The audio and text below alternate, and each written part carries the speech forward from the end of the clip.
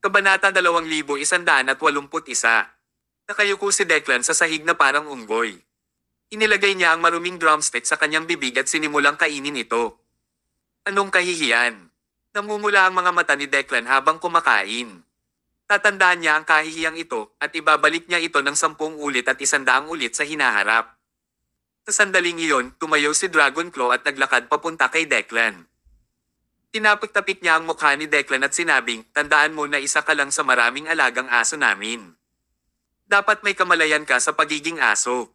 Patuloy mo kaming sinasaksak sa likod at nambobola ang mga tao maliban sa may-ari mo. Hindi magandang aso iyon."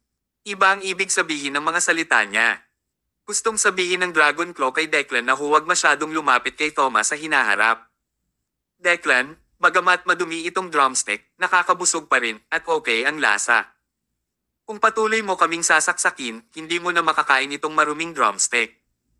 Sa oras na iyon, mamamatay ka sa gutom." Hindi nagsalita si Declan. Nagpatuloy lang siya sa pagkain. Walang nakakaalam kung ano ang iniisip niya, ngunit para sa isang taong may ganitong maesla na personalidad tulad ni Declan, dapat ay mayroon siyang ideya ng paghihiganti sa sandaling ito. Nang nag-uusap sila, bumukas ang pinto ng bulwagan at pumasok ang isang matandang lalaki. Si Blake iyon. Kagagaling lang niya sa restaurant ni Thomas. Pagka-uwi ni Blake ay nakita niya si Declan na nakayuko sa sahig at kumakain ng maruming drumstick. Nagulat siya sa eksenang ito. "Declan, anong ginagawa mo?" Sigaw ni Blake. Bago pa makapagsalita si Declan, nagtaas ng ulo si Dragonclaw at tumingin kay Blake. Labis na hindi nasisiyahan ang tanong niya, sino ang matandang ito? Bakit kusa na lang siyang pumapasok at lumabas sa bahay ng Visterie? Paliwanag ni Declan, siya ang matalik na kaibigan ng aking ama bago siya namatay at pati na rin ang aking tiyuhin. Siya ay palaging nakatira sa bahay ng Visteria. "Uncle. So, outsider siya na walang kinalaman sa'yo." Umiti si Dragonclaw. Ang bahay ng Visteria ay isang mahalagang lugar para sa lock ng lungsod upang maikalat ang salita. Paano mo hahayaang manirahan ang isang tagalabas dito? Ikinumpas niya ang kanyang kamay. "Umalis ka. Simula ngayon, bawal ka nang pumunta sa bahay ng Visteria. Kapag pumunta ka ulit dito, papatayin kita." Masyadong malupit. Napatingin si Blake kay Dragonclaw at saka kay Declan. Alam niya ang mga lumaban at tumakas ay nabubuhay para makipaglaban sa ibang araw. Isang kaaway na kahit si Declan ay hindi kayang harapin. Ano ang magagawa ng isang matandang tulad niya? Mas mabuting umatras siya ng isang hakbang. Tumalikod si Blake at umalis ng walang pagdadalawang isip. Umiti si Dragonclaw. Medyo aware naman ang matandang iyon sa kasalukuyang sitwasyon. "Actually, kanina lang talaga ako natakot.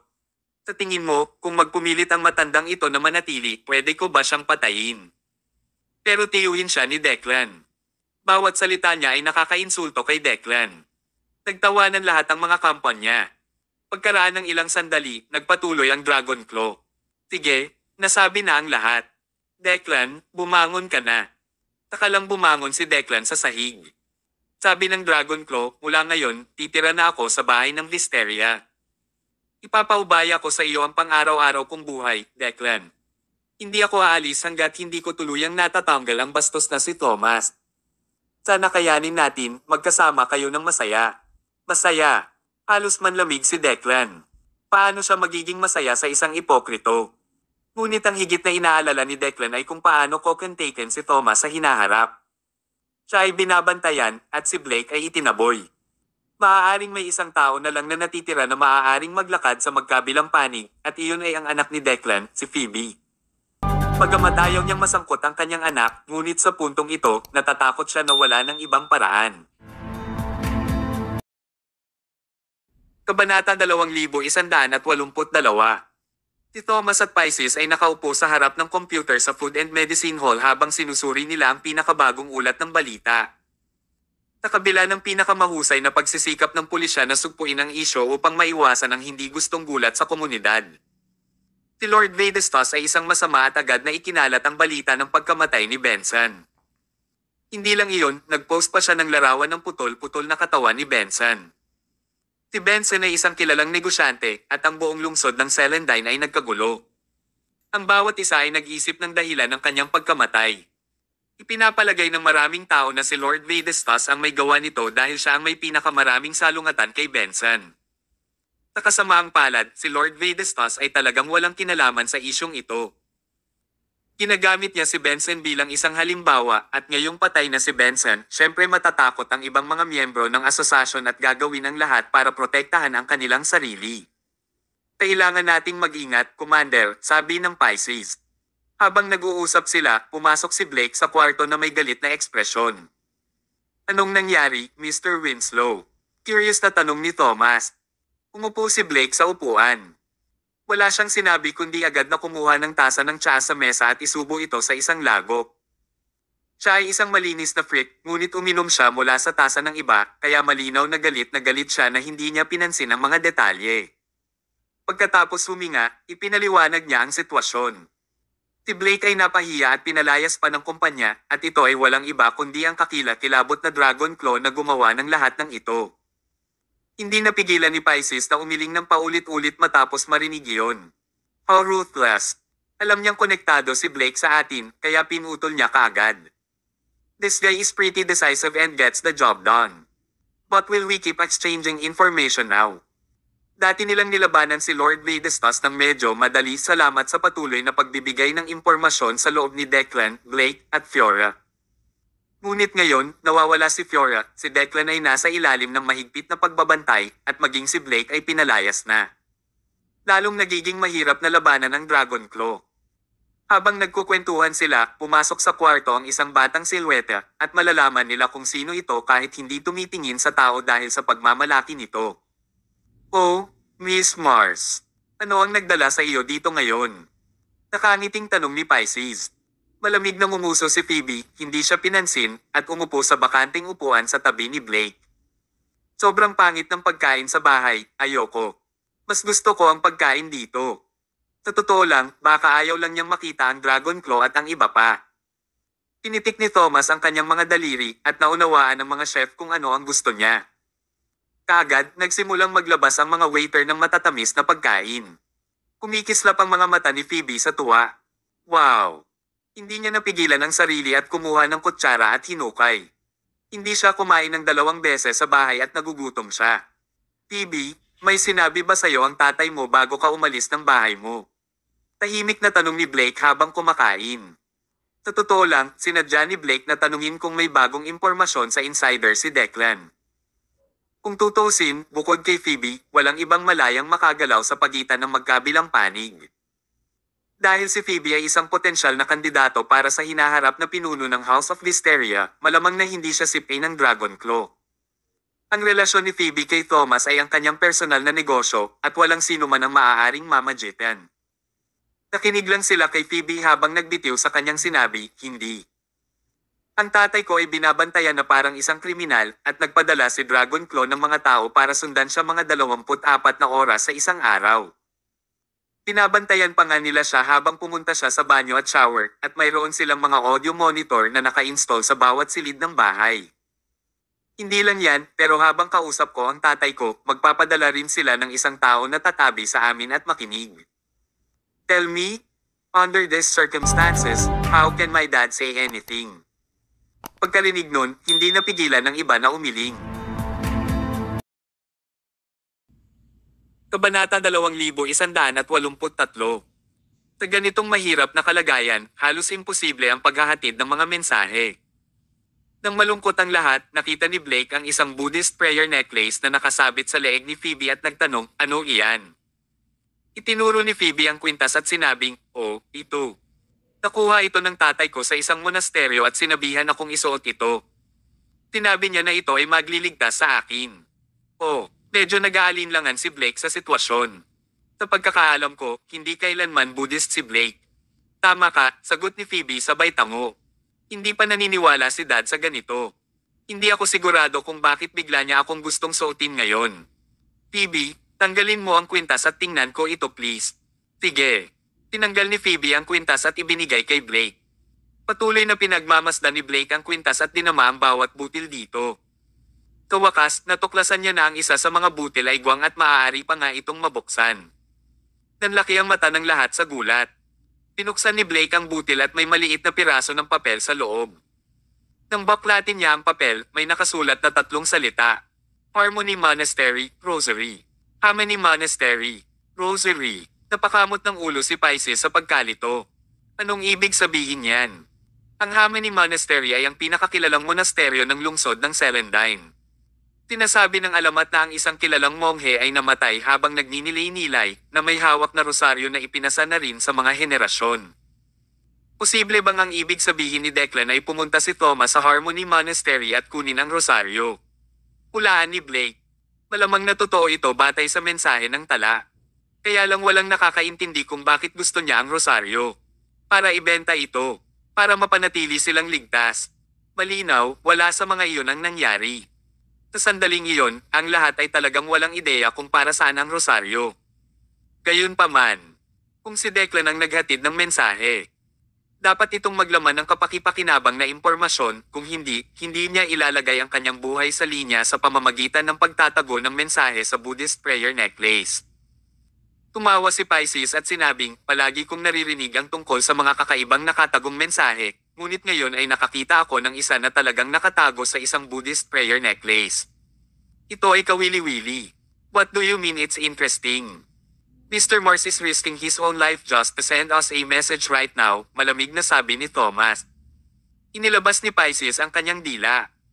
Si Phoebe, na nasa kalagitnaan ng pagkain, ay nagpunas ng bibig at sinabing, bakit hindi agad sinabi sa akin ng tatay ko ang nakatagong mensahe sa kwintas? Hindi ko malalaman ang tungkol dito kung hindi dahil kay Uncle Winslow, matalas na mata, at makaligtaan lang natin ang mensahe, hindi ba? Ito ay dahil sa dalawang dahilan.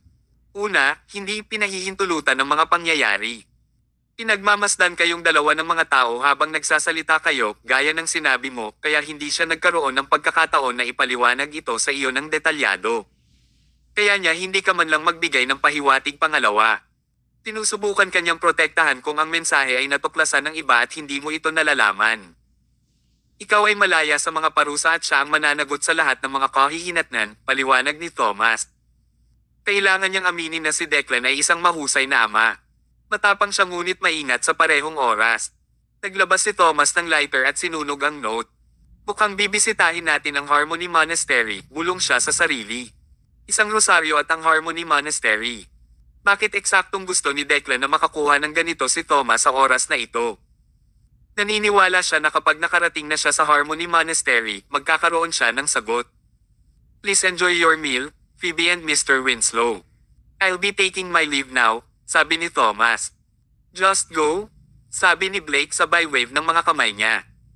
Kailangang ayusin muna ang mahahalagang bagay. Kabanata 2184. Ang Harmony Monastery ay ang pinakamalaki, pinakamatanda, at pinakamahalagang templo ng lungsod ng Celandine. Bawat taon, maraming tao ang pumupunta dito. Binibisita ito ni Thomas at syempre, hindi siya dumating na walang dala. Hindi siya dapat dumating na walang dala dahil kailangan niyang humiram ng isang bagay mula sa monasteryo. Bago makarating si Thomas sa monasteryo, nakipag-ugnayan na siya at ipinaalam sa kanila na gusto niyang magbigay ng 10 milyong dolyar na donasyon. Ang 10 milyon ay talagang napakalaking halaga. Sino ba naman ang hindi mahilig sa pera, diba? Kahit na ang mga monghe ay nahirapang manatiling hindi apektado ng pera. Upang mapatakbo ang isang malaking monasteryo, kailangan nila ng malaking halaga ng pondo bawat taon, kaya talagang desperado silang nangangailangan ng pera. Pagkarating ni Thomas, personal siyang tinanggap ng abot ng monasteryo. Sa reception hall, inilagay ng Pisces ang 10 milyong dolyar na tseke sa isang kahon at iniabot ito sa receptionist. Maging ang matandang abot na nakakita ng maraming bagay sa kanyang panahon, ay masayang ngumiti nang makita ang tseke. Malaking pera iyon, at sino siya para tumanggi dyan? Ngunit naunawaan ng matandang abot na walang libreng tanghalian at kahit kailan ay hindi pa naririnig ni Thomas ang Harmony Monastery. Kaya walang dahilan para bigla siyang mag-donate ng napakaraming pera sa kanila. Kahit na si Thomas ay napakayaman, ang kanyang kayamanan ay hindi madaling dumating, kaya medyo imposible para sa kanya na ibigay ito ng random. Purihin ang Panginoon, sabi ng matandang abot habang pinagdikit ang kanyang mga kamay pagkatapos matanggap ang 10 milyong dolyar. Mr. Mayo, ipagpaumanhin mo ang kabastusan ko, ngunit walang libreng tanghalian. Kaya, sa iyong hindi inaasahang pagbisita at malaking donasyon, mayroon ba akong magagawa upang matulungan ka? Siya ay napakaprangka at hindi nagpatalo sa paligid ng Bosch. Tumango si Thomas at sinabing, hindi ako magpapatalo sa harap mo, matandang abat. Sa totoo lang, mayroon akong hihilingin sa iyo. Please speak your mind. Kung ito ang kaso, maglakas loob akong magtanong, matandang abat, kung may rosaryo ang Harmony Monastery. Umiti at tumango ang matandang abat. Oo, ginagawa namin. Gusto ko sanang humiram ng rosaryo, medyo gaman ang loob na sabi ni Thomas, at pagkatapos kong gamitin ito, ibabalik ko talaga. May problema ang matandang abat. Hindi ba maginhawa, matandang abat? Dahil ba ang rosaryo ang pinakamahalagang pag-aari ng monasteryo at hindi mo ito mapapahiram ng ganoon kadali? Tanong ni Thomas. Umiling ang matandang abat at sinabing, hindi naman ganoon, Mr. Mayo. Nag-donate ka ng napakaraming pera sa amin para lang manghiram ng rosaryo at hindi imposible. Kaya lang, baka sa mukha ng matandang abat ang pag-aalala. Mahirap ipaliwanag ito sa madaling salita, sagot niya pagkatapos ng isang paghinto, pakiusap, sundan mo ako, Mr. Mayo. Lahat tama. Kasunod ng matandang abat sa likod bahay ng monasteryo, nakita ni Thomas ang isang napakalaking puno na tila nabuhay ng maraming siglo. Ang puno ay nasa medyo masamang hugis at tila mas patay kaysa buhay. Sa isang taon o dalawa, ang puno ay inaasahang mamamatay. May katamtamang sukat na butas sa ilalim ng puno kung saan inilagay ang isang batong estatwa na inukit sa hugis ng isang nagmumuni-muni na matandang monghe. Isang kumikinang na rosaryo ang makikita sa midriff ng monghe. Ang malaking puno ay napapaligiran ng bakod at binabantayan ng mga monghe 24 na oras sa isang araw dahil bawal ang sinumang lumapit dito. Walang ideya ang mga tagalabas kung bakit kailangan nilang mag-aksaya ng oras at lakas sa pagprotekta sa isang puno na malapit ng mamatay at kung ano ang dapat na rebulto sa puno. Iyan ang rosaryo na gusto mong hiramin, Mr. Mayo, ang sabi ng matandang abat habang inilakad niya si Thomas sa bakod, itinuro ang kwintes sa gitna ng estatwa sa butas ng puno. Nagningning ang mga mata ni Thomas nang mapagtanto niyang isang braso lang ang layo ng bagay na gusto niya. Tila ito ay medyo simple upang makuha. Gayunpaman, sa pagtingin sa mukha ng matandang abat, malinaw na ang tila isang simpleng gawain ay kailangang gampanan sa ilalim ng talagang mahirap na mga kondisyon. Kabanata 2185. Hindi naman nagmamadaling magtanong si Thomas. Nakatayo lang siya sa gilid at naghintay. Alam niyang tiyak na magdedetalye ang matandang abat. Tiyak na, pagkaraan ng isang minuto, ang matandang prail ay tumahimik at sinabi, Master Mayo, bagamat ang rosaryo ay nasa harapan natin, hindi ko ito mapapahiram sa iyo. Pagkatapos ay nagtanong si Thomas, bakit? Paliwanag ng matandang abat, nakikita mo ang punong ito, tama ba? Ang dahilan ay dahil sa punong ito. Sa pagsasalita tungkol sa punong ito ay matanda na at halos kasing edad ng Harmony Monastery mismo. Nang matapos ang pagtatayo ng Harmony Monastery, walang laman ang likod bahay. Ang abot noong panahong iyon ay nagtanim ng saplang sa loob ng monasteryo. Pagkaraan ng daan-daang taon, ang sapling ay naging isang malaking puno at ang monasteryo ay naging isang sikat na monasteryo. Maaaring sabihin na ang puno at ang templo ay iisa. Ang puno ay iginagalang ng lahat ng mga monghe sa Harmony Monastery, at sa tuwing makikita nila ito, parang nakikita nila ang mga monghe at abat sa harap nila. Pero may nangyaring hindi inaasahan. Ang puno ay nagdusa ng isang kasawian. Sa hindi malamang dahilan, ang puno ay tila umabot na sa dulo ng kanyang buhay, nagsimula itong matuyo. Ang lahat ng mga monghe ay natakot. Tumawag sila sa isang patay na eksperto at sinubukan ng iba't ibang paraan upang iligtas ang puno, ngunit lahat sila ay nabigo sa huli. Nakatingin lamang ang lahat habang patuloy na nalalanta ang puno. Ito ay nalalante sa unti-unting pagbilis ng bilis habang lumilipas ang oras. Nang maglaon, hindi na nakatiis ang abat noon na siyang amo ng kasalukuyang abat at handang isakripisyo ang sarili upang mailigtas ang sinaunang puno. Nanatili siya sa loob ng tree cave. Nanalangin siya sa loob, umaasa sa panalangin upang paalang bisa ang sumpa, palibutan ng puno at tulungan ang buhay ng puno. Para sa isang tagalabas, ito ay tila isang napakamangmang desisyon. Ngunit ang dating abot ay nagpatuloy at ginawa ito, at ang resulta ay hindi inaasahan. Talagang napanatili ng panalangin ng dating abot ang sinaunang puno at bumagal ang pagkamatay nito. Pero yun lang, bumagal lang. Nang maglaon nang pumanaw ang dating abot, ang puno ay nagsimulang malanta ng mas mabilis. Ang kasalukuyang abot pagkatapos ay nagtayo ng isang batong rebulto ng dating abot sa loob ng tree kuweba at inilagay ang rosaryo na naiwan pagkamatay niya sa paanan ng batong rebulto. Na parang buhay pa ang dating abot. Ang pamamaraang ito ay gumawa ng ilang epekto at ang pagkamatay ng sinaunang puno ay bumagal muli. Bumantong hininga ang matandang abot at sinabi, "Kaya, Master Mayo, kung ipahiram namin sa iyo ang rosaryo, ang daang taong gulang na punong ito ay matutuyo ng napakabilis. Ang Harmony Monastery ay masisira rin kapag ang puno ay nawasak. Bilang abot, kailangan kong huwag hayaang masira ang monasteryo. Nakita ko, may ganoong kwento sa likod nito." Gayunpaman, ang rosaryo ay maaari lamang pabagalin ang pagkamatay ng sinaunang puno na nagpapahintulot na ito ay mabuhay ng ilang taon, ngunit hindi nila magagarantiya na ang sinaunang puno. Sa madaling salita, pinahaba nila ang buhay nito, ngunit sa tuwirang pananalita, pinahihirapan nila ito sa kanyang kamatayan. Tiningnang mabuti ni Thomas ang sinaunang puno at nagtanong, "Maaari ba akong pumasok sa loob ng bakod at tingnang mabuti?" "Oo." Ikinaway ng matandang abot ang kanyang kamay, at agad na kinuha ng isang baguhang monghe ang isang susi at binuksan ang lock ng bakod. Itinulak niya ang gate para makapasok si Thomas. Hakbang-hakbang na nilakad ni Thomas ang sinaunang puno, pinagmamasdan itong mabuti. Sa kalagitnaan, tumayo siya. Si Thomas ay may malabong pakiramdam na ang kanyang hininga ay sumasalamin sa sinaunang puno sa kanyang harapan. At nararamdaman niya ang paghinga ng sinaunang puno, may sasabihin sa kanya ang puno. Ang pakiramdam na ito ay medyo kakaiba. Ang hininga ni Thomas ay hindi lamang nagpalakas sa kanyang katawan at pinahintulutan siyang gumamit ng mga pilak na karayom.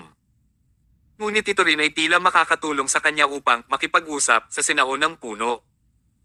Marahan niyang ipinikit ang kanyang mga mata, hinayaan ang kanyang hininga na makipag-ugnayan sa hininga ng sinaunang puno. Nararamdaman ni Thomas na ang paghinga ng sinaunang puno ay napakahina, tulad ng isang may sakit na matandang lalaki o isang nawawalang kandila sa hangin, at maaaring mawala ito anumang oras. Kabanata 2186. Payag ka bang iligtas kita? Tahimik na tanong ni Thomas sa kanyang puso. Nakatanggap siya ng sagot. Nakita niya na ang sinaunang puno ay ganap na natuyo at nahalo sa lupa, na sinundan ng paglitaw ng isang sariwang bagong panlo mula sa lupa. Sabi nga sa kasabihan, kung hindi pumunta ang luma, hindi darating ang bago. Ang natuyong sinaunang puno ay muling nabuhay. Sa isang iglap, iminulat ni Thomas ang kanyang mga mata, tumingin sa sinaunang puno sa harap niya, kalahating ngiti, at sinabing, "Nakikita ko ang ibig mong sabihin." Dahil doon, tumalikod siya at naglakad papunta sa gilid ng matandang abot at sinabing, "Abot, kung mayroon akong solusyon para buhayin ang sinaunang puno at buhayin ito, papayag ka bang pahiram sa akin ng rosaryo sandali?" "Ano?" Nakatitig ang lahat ng may dilat na mata. Ang mga baguhang monghe na iyon ay umiling na parang kamakaway ng rattle drum. Hindi naman sa ayaw nilang ipahiram kay Tomas ang rosaryo. Ito ay dahil hindi sila naniniwala na mabubuhay ni Thomas ang sinaunang puno. Maraming mga eksperto at propesor ang nabigo. Isa lang siyang negosyante. May kakayahan ba siyang hawakan ito? Iyon ay isang load ng toro. Tiyak na hindi rin naniniwala ang matandang abot, ngunit sa halip na direktang tanggihan si Thomas, pinalaki niya si Thomas pataas at pababa. Ang matandang abot ay, pagkatapos ng lahat, isang makaranasang tao at may mahusay na pag-unawa. Masasabi niya sa isang sulyap na si Thomas ay isang ambisyoso at naghahangad na tao. Siya ay dapat magkaroon ng isang napakalaking kakayahan kung siya ay maglakas loob na magsalita ng malaki. Umagalpak ng tawa ang matandang abot at nangako sa harap ng lahat, "Master Mayo, kung kaya mong buhayin ang sinaunang punong kahoy, pahiram pa ng rosaryo, ibibigay ko pa ito sa iyo bilang regalo." Ang matandang abot ay may kakayahan sa paghawak ng mga bagay. Sa mga salitang iyon, nakaramdam ng kaginhawaan si Thomas, at agad niyang inayos ang pieces upang ihanda ang mga kinakailangang kasangkapan. Makalipas ang isang oras, dumating si Pieces kasama ang ilan sa kanyang mga tauhan, bawat isa ay may dalang isang kahon na naglalaman ng lahat ng kinakailangang kasangkapan sa loob. Nag-double check si Thomas upang matiyak na walang mga problema at pagkatapos ay naghanda na gawin ito.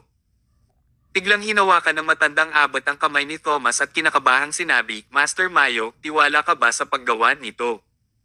Tumango si Thomas, kung hindi ako sigurado tungkol dito, ibibigay ko ang aking buhay kapalit nito. Natigilan ng matandang abot at awkward na ngumiti. Huwag ka kasing seryoso, Master Mayo. This way, please. Napaatras siya ng ilang hakbang at huminga ng malalim para pakalmayan ang sarili. Wala nang silbi ang mag-isip pa ngayon. Kaya lang niyang umasa kay Thomas.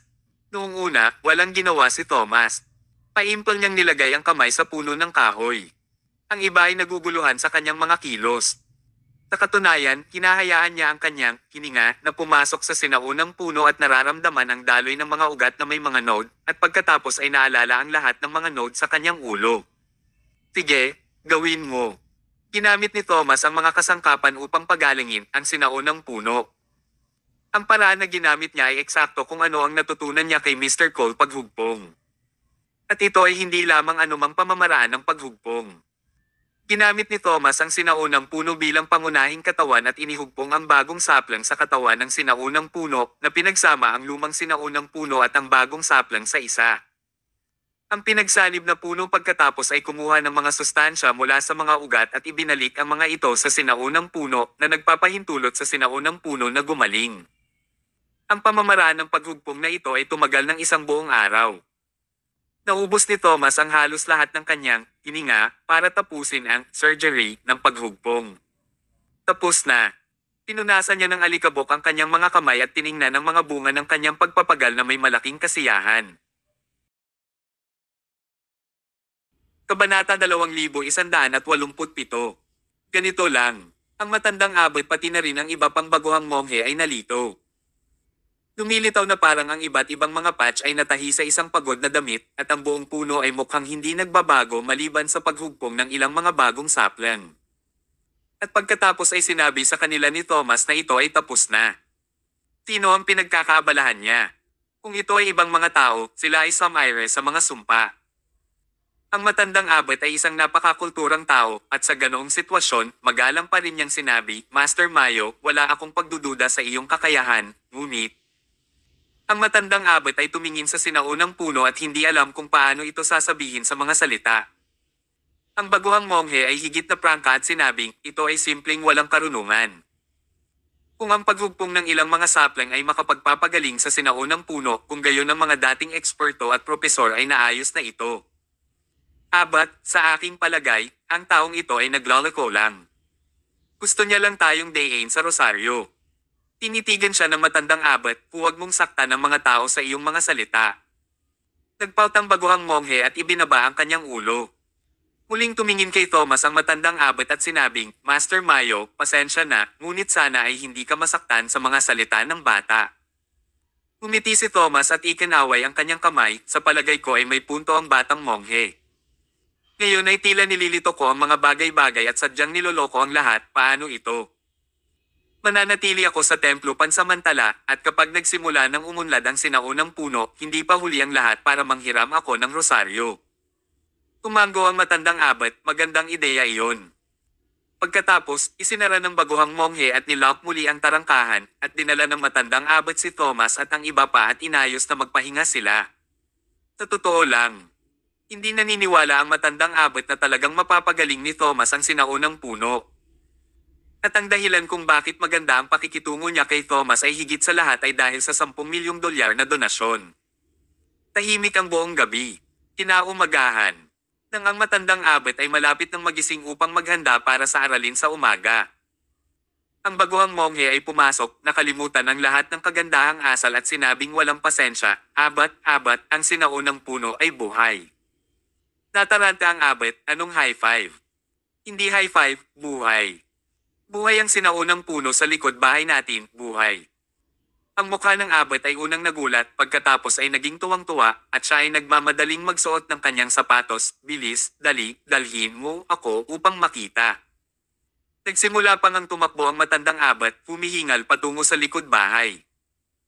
Habang itinaas niya ang kanyang ulo upang tumangala, nakita niya na ang sinaunang puno ay sumailalim sa isang malaking pagbabago. Ang mga lantang sanga ng puno ay nakakagulat na malabong berde.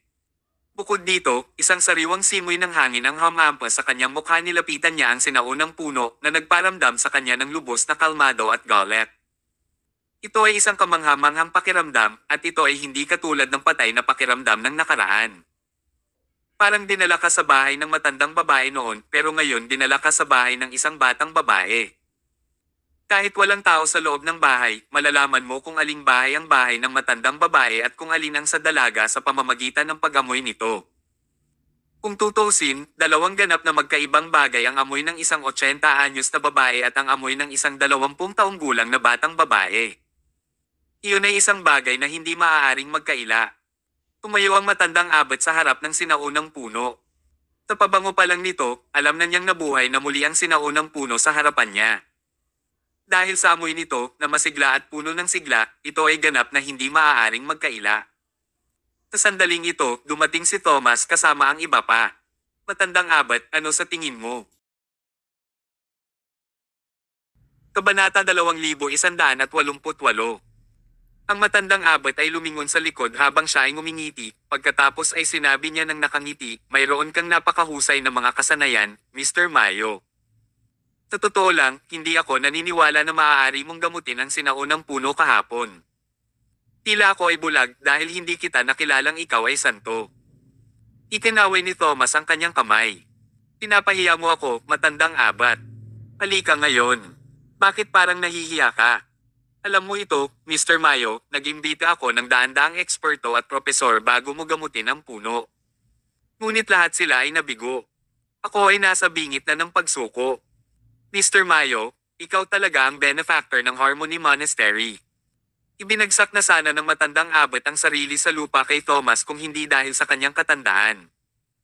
Si Thomas ay natakot sa kanyang talino at pinatayo ang matandang abot upang maiwasan ang anumang awkward na sitwasyon na mangyari. Huminga ng ilang hininga ang matandang abot at nagtanong, maaari ko bang malaman kung paano mo ito ginawa, Mr. Mayo? Napangiti si Thomas habang sumagot, ito ay isang simple ngunit mahirap makamit. Una sa lahat, kailangan nating hanapin kung nasaan ang lifeline ng sinaunang puno. Pagkatapos, kailangan nating muling buksan ang lifeline upang punan ito ng buhay. Essence mula sa lupa muli habang ang buhay na essence ay dumaloy sa lifeline ng sinaunang puno, nabawi ng sinaunang puno ang pagkakaugnay nito sa mismong lupa. Hindi ba't nangangahulugan iyon na ang sinaunang puno ay magiging immortal? Bagamat pagmamalabos ang sinabi niya, hindi isyu para sa sinaunang puno na mabuhay ng 1,000 taon dahil ito ay ginagamot ni Thomas. Ahem, ang Pisces, na matino, ay nagambala sa kanila. Sir, we have fulfilled our part of the deal. Is it possible for you to do the same? Sandaling natigilan ng matandang abot bago ito tumawa ng malakas. Oo nga pala. Masyado akong natuwa at muntik ko nang makalimutan ang pangakong binitawan ko. Sige, ilabas mo ang rosaryo at ibigay mo kay Mr. Mayo. Oo, abat. Agad na binuksan ng munting monghe ang tarangkahan at inilabas ang rosaryo. Inabot niya ito kay Thomas sa magkabilang kamay. Maingat na tinanggap ni Thomas ang rosaryo. Naramdaman ni Thomas ang pagtaas ng temperatura ng kanyang katawan nang hawakan niya ang rosaryo sa kanyang mga kamay. Puno rin ng hininga ang rosaryo na ikinagaan ng loob ni Thomas. Tulad ng inaasahan sa rosaryo ng isang kilalang monghe. Laking gulat ko nang mapagmasdan ko ito ngayon. Inilagay niya ang rosaryo sa isang kahon na inihanda ng maaga at pinananatiling ligtas at maayos. Una sa lahat, ang rosaryo ay masyadong mahalaga. Kung sakaling mawala ito sa kanya, mahihiya siyang humarap sa matandang abot at Harmony Monastery. Pangalawa, hindi sigurado si Thomas kung kailan niya gagamitin ang rosaryo, kaya nagpasya siyang panatilihin ito sa kanyang tabi. Bagamat wala siyang ideya kung paano ito gagamitin dahil tahasang hiniling ni Declan kay Thomas na kunin ang rosaryo, tiyak na magagamit ito kahit papaano. Salamat sa rosaryo, sir. Nakipagkamay si Thomas bilang pasasalamat. Masayang sinabi ng matandang abot, Mr. Mayo, nag-donate ka ng $10 milyong sa monasteryo, pagkatapos ay nailigtas mo ang sinaunang puno ng monasteryo. Kung ikukumpara sa iyong ginawa, walang ibig sabihin ang rosaryo. Nagpalitan ng ilang salita ang dalawa bago nagpaalam si Thomas sa matandang abot. Sa kauna-unahang pagkakataon, inihatid sila ng matandang abot palabas ng monasteryo. Huminto lamang ang matandang abot pagkarating nila sa pasukan ng monasteryo.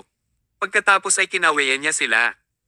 Habang pinagmamasdan niya si Thomas na sumakay sa kotse at umalis, sinabi niya sa mga batang monghe, ang taong ito ay pambihira at makapangyarihan. Siya ay talagang isang bayani sa mga tao. Dapat mong gawin siyang halimbawa at magsumikap upang mapabuti ang iyong sarili. Pinagdikit ng mga batang monghe ang kanilang mga kamay at yumuko habang sinasabi nila, kung gusto mo, abat. Inaplos ng matandang abot ang kanyang balbas habang pinagmamasdan ang paglalaho ng sasakyan sa abot tanaw. Habang tinatitigan niya, lalo siyang napahanga kay Thomas at lalo siyang humahanga sa kanya. Si Thomas ay talagang isang leon sa mga tao. Kabanata 2189. Ang Sincere Technology ay isa sa nangungunang 10 kumpanya sa larangan ng smart home technology. Ang Direktor Peter Stefano ay bumoto para kay Thomas sa kamakailang halalan na nagpapahintulot kay Thomas na pumalit sa pagkapangulo ng walang anumang mga isyu. Akala niya ay magiging kasing kinis na ng mantikilya ang lahat mula noon, ngunit ngayon, pinagsisisihan niya ang kanyang naging desisyon. Pabalik-balik si Peter sa kanyang opisina habang masakit ang ulo. Iyon ay dahil ang kanyang partner in crime si Benson ay pinatay. Hindi sa siya ay nakikiramay sa pagkamatay ni Benson at hindi rin siya nagpaplanong ipaghiganti siya. Nalungkot lang siya sa pagkawala ng isang kasama. Dahil patay na si Benson, siya na kaya ang susunod na mamamatay. Ang pag-iisip niya ay hindi siya mapakali. Kung alam kong mangyayari ito noon, mas gugustuhin kong sundin si Lord Vedastas. Although they will continue draining my resources, at least, mabubuhay pa rin ako. Pinatay si Benson sa sarili niyang bahay. At ang mamamatay tao ay gumagala pa rin doon ng malaya. Ano ba ito? Napakaraming hiling na mabuhay ng payapa sa natitirang bahagi ng aking buhay. Hindi ito gagana. Sa tingin ko, tumakbo na lang ako. Habang siya ay malalim pa rin sa kanyang pag-iisip, ang mga sigaw ay narinig sa labas mismo ng kanyang opisina. Sino ka? Hindi ka makapasok sa lugar na ito ayon sa gusto mo. Lumabas ka. Sunod-sunod na sigaw ng isang babae. Bago bumalik sa katinoan si Peter, ang pinto ng kanyang opisina ay sinipa ng ilang lalaking nakasweet. Ang una sa kanila na pumasok sa kanyang opisina ay may hawak na dart sa kanyang kamay. Wala siyang ideya kung sino sila, ngunit sigurado si Peter na iyon ang dart na pumatay kay Benson. Ibig sabihin, nagtago si Peter sa likod ng kanyang mesa pagkatapos kunin ang isang fountain pen sa mesa. Pagkatapos ay itinutok niya ito sa mga lalaking nakasot. Ano ba ang gusto niyo sa akin? Umalis ka na bago pa ako tumawag ng mga pulis. Naunawaan niya na narito sila para sa kanyang buhay, tulad ng kung paano nila kinuha ang kay Benson. Ngunit ang nanguna sa kanila ay tumawa lang at sinabing, ang mga pulis. Oo naman, tawagan mo na ang mga pulis. Tisiguraduhin kung patay ka na bago pa man makarating ang mga pulis sa lugar na ito. Si Peter ay walang takot at malapit nang umihi sa kanyang pantalon. Mahina niyang sinabi, alam kong nagkamali ako. Hindi ko dapat pinagtaksilan si Lord Vedastas at ibinoto si Thomas. Mangyaring bigyan ako ng isa pang pagkakataon. Handa akong isuko ang lahat basta't hayaan mo akong mabuhay. Tumanggo ang lalaking nakasot, gusto ko ang mga nakakaalam ng kanilang lugar. Huwag kang mag-alala. Hindi kami mga walang isip na demonyo, sa katunayan, hindi kami interesadong kitilin ang buhay ng sinuman. Si Benson ay namatay lamang dahil hiniling niya ito. Habang nagsasalita pa siya ay naglagay siya ng isang dokumento sa mesa. Tiningnan ni Peter ang mga dokumento. Madugong impyerno. Ang inilagay niya ay isang bagong kontrata na higit na nakakakuha ng dugo kaysa sa kontrata ni Lord Vedastas. Ang pagpirma sa kontratang iyon ay karaniwang pagbibigay ng kanyang buong kumpanya kay Lord Vedastas at pagpapababa ng kanyang sarili sa walang iba kundi isang empleyado lamang. Ito ay magiging mas kakilakilabot kaysa sa kung paano ito nangyari. Hindi ba sila lumagpas sa linya dito? Sinabi ni Peter na may nanginginig na boses, ito. Hindi sa ayaw kong pumirma sa kontratang ito, ngunit ang presidente ng Business Alliance ay si Thomas. Kung hindi siya pumayag, walang silbi kahit pirmahan nating lahat ito. Umalaklak ang lalaking nakasot. Huwag kang mag-alala dyan. I naturally have my way to force him to resign. When the time comes, all you need to do is remember kung kanino ka dapat maging loyal at iboto si Lord Vedastas. Napatulala si Peter. Tila wala ng ibang paraan. Sinabi ng lalaking nakasot, itago ang kontrata. Kapag si Lord Vedastas ay muling naghari bilang Pangulo, hahanapin ka muna niya para mapirmahan ang kontrata. With that, tumalikod na siya at umalis. Umupo si Peter sa kanyang upuan habang paulit-ulit na bumantong hininga, nagsumikap ako sa buong buhay ko, ngunit sa huli, walang kabuluhan ang lahat. Mga buntong hininga. Ang lalaking nakasot ay walang iba kundi si Dragonclaw. Pagkatapos niyang umalis sa Sincere Technology, sinabi niya kay Heron, everything is proceeding in according to the plan.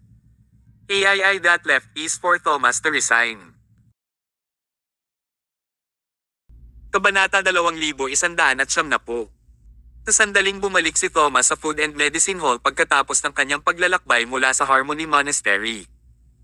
Mayroon ng isang imbitasyon mula sa Business Alliance na naghihintay doon bago siya makahinga. Nagtataka kung ano iyon, binuksan ni Thomas ang liham ng paanyaya at binasa itong mabuti. Umasim ang ekspresyon niya. Ano ang problema, Commander? Tanong ni Pisces. Sumagot si Thomas, maliban si Benson na pumanaw na, ang siyam na natitirang miyembro ng council ay nagpadala sa akin ng isang imbitasyon sa isang pulong. Mukhang si Peter ang nagmungkahi ng pagpupulong na ito. Well, tila ito ay isang pagpupulong para mawala sa akin.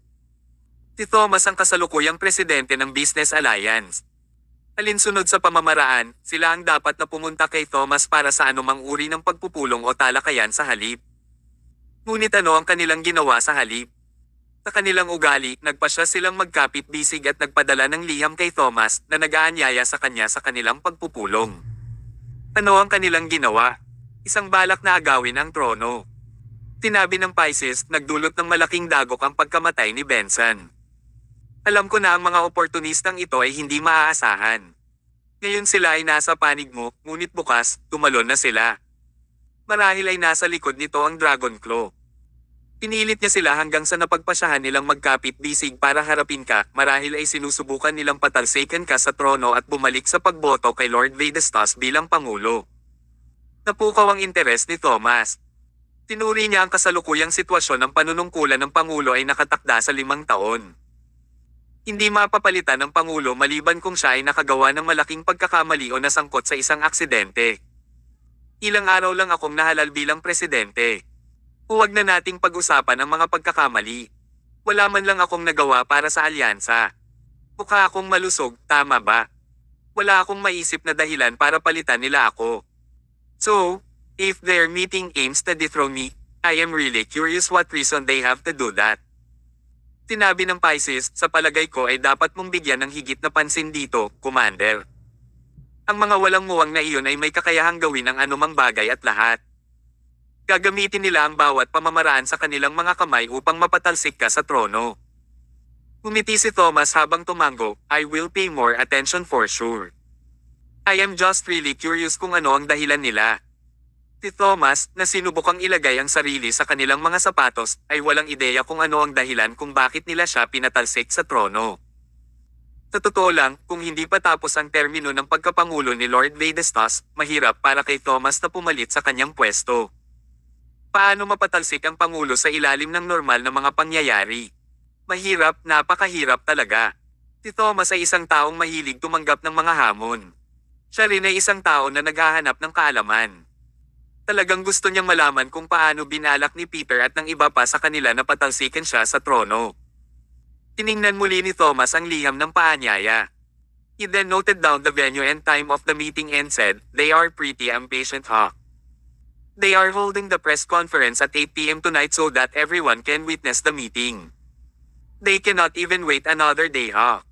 Ihanda mo ang suit ko, Pisces. Magsusuot ako ngayon at maging composed hanggat kaya ko. Tumango si Pisces. Opo, Ginoo. Tinulungan niya si Thomas na magayos at binigyang pansin ang higit pang mga detalye sa araw na iyon. Hindi maitatanggi na siya ay puno ng isang malusog na espiritu at mukhang maliwanag at magiting. Pagkatapos ng lahat, si Thomas ay hindi masyadong masama sa kanyang sarili. Tumingin si Thomas sa salamin at nasiyahan sa hitsura niya. Tapos sabi niya, sige, tara na. Opo, Ginoo. Sumakay si Pisces kasama si Thomas at tumungo sa venue ng pagpupulong. Baka may magandang palabas ngayong gabi. Dumating sila sa venue alas 8 ng gabi. Inakay ng isang itinalagang tao si Thomas sa gitna ng bulwagan kung saan siya ay nakaupo kasama ang 9 na miyembro ng konseho. Mula sa pagkakaupo niya ay ramdam na ni Thomas kung gaano katens ang kapaligiran.